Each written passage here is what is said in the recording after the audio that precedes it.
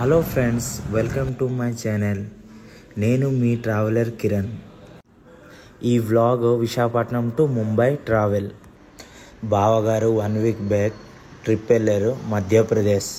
So present ఇప్పుడు వాళ్ళు ముంబైలో ఉన్నారు. సడన్గా బావగారు కాల్ చేసి, కిరణ్ మేము ముంబైలో ఉన్నాం, నువ్వు రాగలుస్తావా అని అడిగారు. ఉన్న పరంగా పనులన్నీ వదులుకొని మేనేజర్ సార్తో లీవ్ కోసం మాట్లాడాను. ఇప్పుడు సడన్గా ముంబై వెళ్ళాలంటే ఫ్లైట్ ఒకటే దారి. మేక్ మై ట్రిప్లో టికెట్ బుక్ చేసుకున్నాను.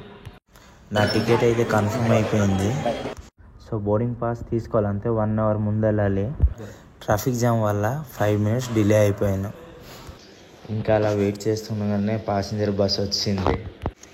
ఫైనలీ బోర్డింగ్ అయితే కంప్లీట్ అయిపోయింది. బస్ అయితే ఎక్కిపోయాను. మనం బేసిక్గా బ్యాక్ బెంచర్ కాబట్టి మ్యాక్సిమం బ్యాక్ సీటే ప్రిఫర్ చేస్తాం. ఆహా, ఇంకా ఫైనలీ ఫ్లైట్ అయితే ఎక్కేసాం. ఇది అయితే IndiGo flight. Finally aerial view అయితే చాలా బాగుంది. Vizag fishing harbour and port area. Finally Hyderabad అయితే చేరుకుంది. క్లైమేట్ అయితే కూల్గా ఉంది.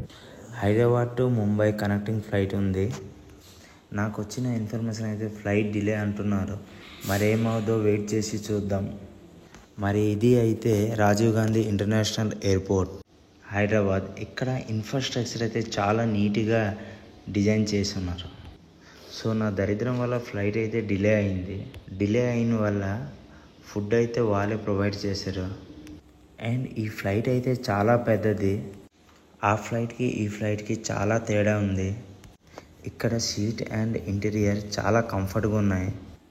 ఇదిగోండి ఫ్రెండ్స్, వాళ్ళే ప్రొవైడ్ చేసిన snacks, Frooti biscuits, cake mixture. And friends finally మేమైతే ముంబై రీచ్ అయిపోయాం. Airport name Chhatrapati Shivaji airport, terminal 1. Friends ఇది అయితే ఎగ్జిట్ వే. బయటకు వెళ్ళి సిటీ ఎప్పుడు చూస్తానా అని వెయిట్ చేస్తూ ఉన్నాను ఫ్రెండ్స్.